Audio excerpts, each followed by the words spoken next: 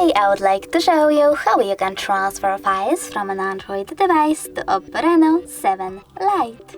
Firstly, go into Play Store on both devices and install completely free app called Send Anywhere. Then open it.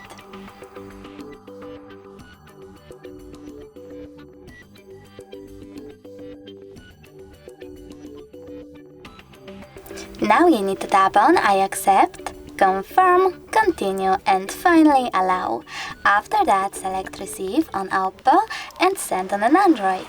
Then you need to click on all of those type of dots and select send over here. This way you can choose all of your files and then transfer them.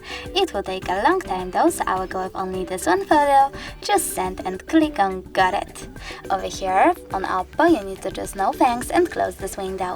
After that we have two ways to connect.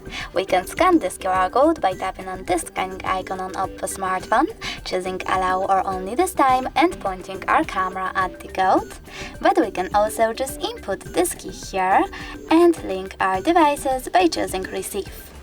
Now, after a couple of seconds, my file was successfully sent. Thanks so much for watching. If you enjoyed this video, leave a like, comment and subscribe. Bye!